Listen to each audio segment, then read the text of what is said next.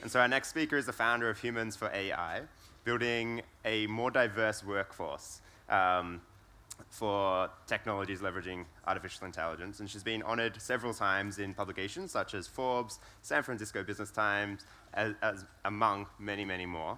And so can we please welcome to the stage Beena Ammanath.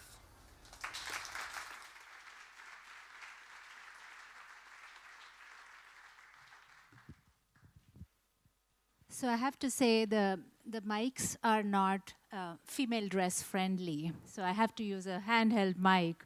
I will start with a question. Has anybody in the room not heard of artificial intelligence? Nobody. Okay, perfect. So then we can skip right to the cartoon section. But look, I wanted to tell you a little bit about AI and how to think about it, why I feel extremely optimistic about it, but you also hear about the hype around it, the doomsday prediction, AI is going to take over the whole world. So, but let's level set a little bit on, what are people talking about when they say AI is going to take over everything? The best way to think about AI is there are three types of AI. Artificial narrow intelligence is a form of intelligence that can do a specific task that any human can do, that a machine can do it equally well, like playing chess or driving a car. It's just one task. Artificial general intelligence is a form of machine intelligence that can do anything that a human can do. So any task that a human can do. And artificial superintelligence is a form of AI that is better than the best of all humans, that can do anything that any human anywhere can do. So when you hear the hype, the fear, it's mostly focused around artificial superintelligence.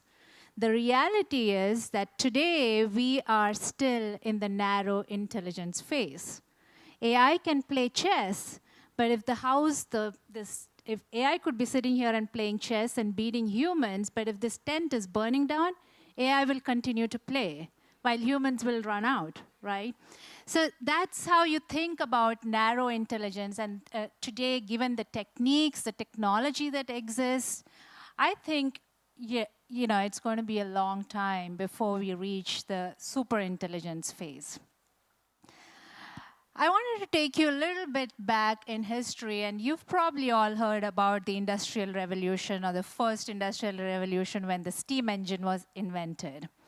What the steam engine gave us the ability was to be able to extend our physical power, the muscle power that we had. Humanity didn't change much for the first 8,000 years until the steam engine was invented.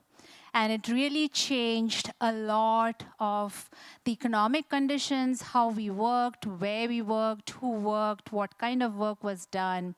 Everything changed.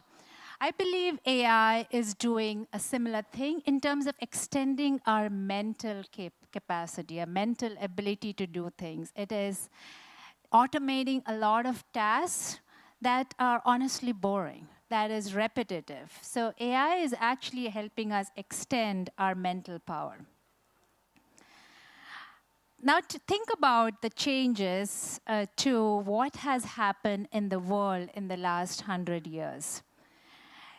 In 1917, the literacy rate was 23%. Today, the world literacy rate is at 86%. The average price of a car was $400. Today, it's around $35,000. Only 8% of the people had phone or some kind of a landline in 1917. And today, I bet there's nobody in this room who doesn't have a phone and cell phone to that extent.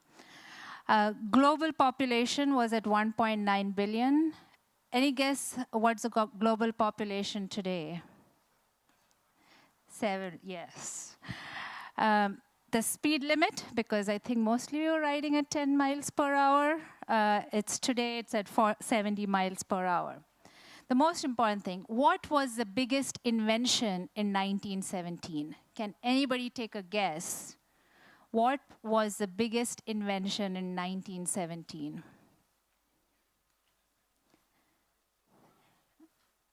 1917 was a toggle light switch, a switch that you could toggle. The biggest invention in 2017, and we could argue about this one, but I believe it's the human gene editing software that is fundamentally changing us, right? That's fundamentally changing humans. The point I want you to walk away with is, nobody could have predicted how the world would change in 100 years. Right? So today, can we honestly sit here and predict how AI is going to change the whole world in the next 100 years? Can we really add a column here which is showing 100 years from now and say what would be the biggest invention in 100 years? So the reality is that a lot of what you hear is people's personal opinions, their experience, their work with AI, what they've read in the news. There's just a lot of hype around it.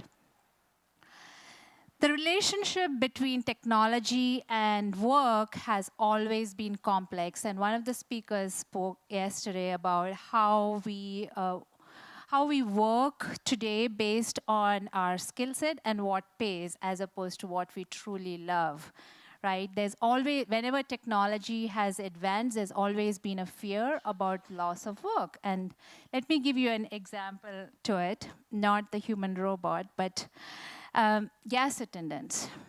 About 70, 80 years ago, when you pulled in to fill gas, there would be a person actually who came in to fill the gas for you. In 1960, there was the first gas station owner installed a machine that could control, via probably a toggle switch, that it could turn on the gas pump from inside. There didn't need to be a human. Over the next 40 years, the role of the gas attendant was completely eliminated. Thousands of people lost their jobs. What did that teach us? That taught us that relying on unskilled jobs is not probably a good idea. And if you look at it from a data perspective, you see that the number of people who went to take college degrees actually improved after 1960. Now, I'm not trying to put in I'm just showing a correlation, not necessarily the causation, but if you look back and throughout history, it's shown technology has always improved human life, has always improved the economic conditions. So how do we prepare the workforce for education? How do we actually educate? And I'll try to back to what Philip was saying. I bet if we could leverage AI to take education to every person in this world, I bet there is somewhere some person who has that cure for Alzheimer's or cure for cancer, who's just not been educated, who just doesn't know how to use technology. Can we use AI to be able to take education to every single person in the world? Can we actually educate every person in the world? And the other part to think about is, how do we educate the children of today who are going to be in jobs that don't even exist today? Our children know how, they are very familiar with technology. They are very familiar with using virtual reality, whether it is through Pokemon Go. But they're going to have to be not only collaborating with technology, but they need to, at times, they might be competing with technology. How do we actually enable the next generation to understand technology so well that they survive? And that's something that you've heard throughout the talks yesterday about how can we actually leverage AI to take education to the masses, but also change education in a way that's more personalized and that's actually equipping the children of today with the skill sets for tomorrow. This is a chart I was talking about, Ikigai, right?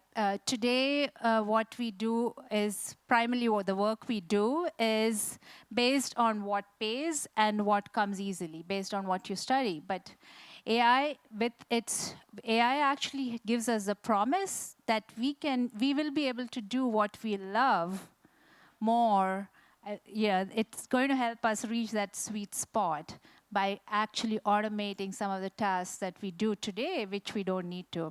And I don't want to go too much into the universal basic income, but it's just going to be the new economic conditions that arise or the new ways of how labor is done. I am extremely hopeful about how AI can be leveraged. And why am I so hopeful?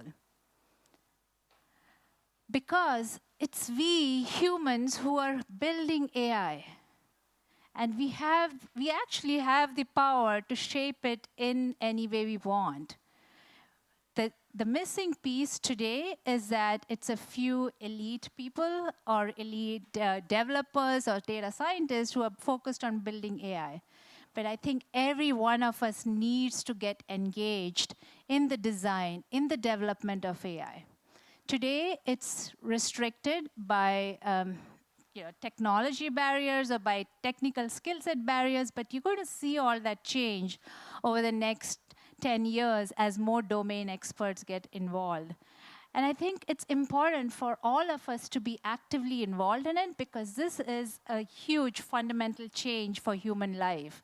And for us to be able to shape AI in a way that will actually help us become better humans is the best way we can get past this hype and actually leverage AI to make our lives better. So with that, I will leave you with this snippet. I think my takeaway is that the technology is not good or bad.